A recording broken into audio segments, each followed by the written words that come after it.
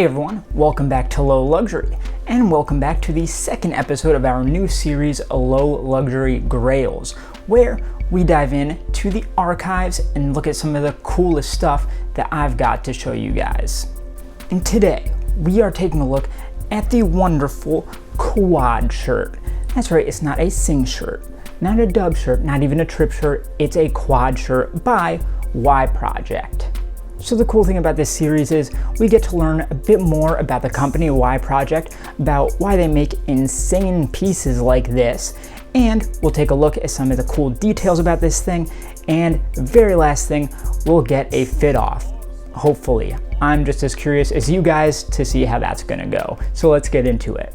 Oh, and hey, before I forget, subscribe to my channel. If you're into this video, you'll probably be into a bunch of my other ones, so get into it. y.project makes some really weird clothes. Just take a look at this, or this, or this. Yeah, pretty much everywhere you look, they're taking familiar silhouettes and twisting or distorting them in some way. Is there a reason why they like turning your body into a big accordion or a human condom? Let's find out why by learning what y.project is and why they make these pieces. Well, since 2013, y.project has been run by creative director Glenn Martens. He's a Belgian with training initially in interior architecture, and already you're starting to see some explanations here. We all know what Belgium is known for: waffles. Oh, and its deconstructionist aesthetic. On top of that, y.project's pieces, much of the time, couldn't be more architectural. Here's the thing though. y.project isn't all fun and games, even though it may seem that way. The brand actually has a pretty dark past, a recent past at that. In 2013, y.project's founder, Johan Sarfati, passed away.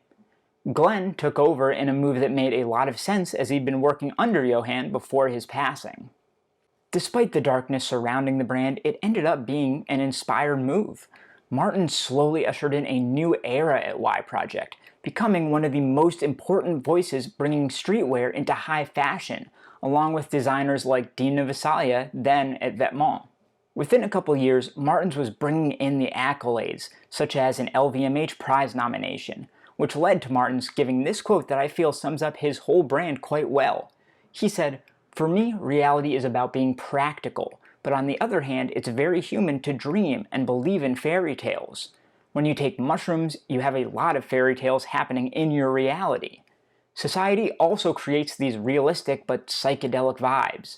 The Queen of England, Anna Wintour, there's some kind of psychedelic result.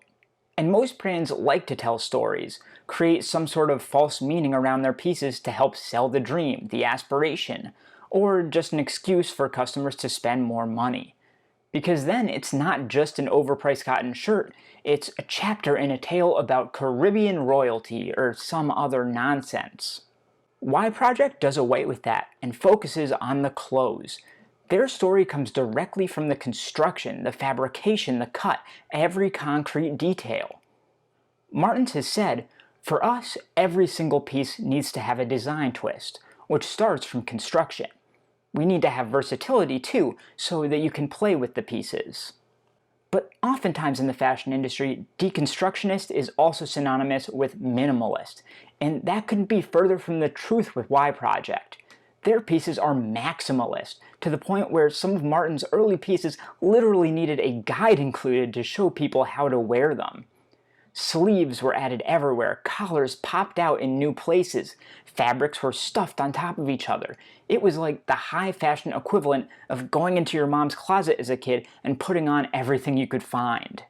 The best thing about y.project is the unpretentiousness of it. They just don't care. They try things, throw things at the wall, and see what sticks. And even something that appears to not work, maybe a year later you'll see someone on Instagram wearing it in a new way that transforms the entire piece. Martens acknowledged this by saying, "The nice thing about this brand is that we really don't care that much. We've always had those kinds of missteps when we just push things. It's really about experimenting and having fun." So it can never hurt to have a bit of subtle branding, and this one has a nice little embroidered logo right at the shoulder here. And as you can see, we've got 1, 2, 3, 4 entire shirts here. And I suppose you could wear these really through whichever neckline you wanted, but I think the back makes the most sense.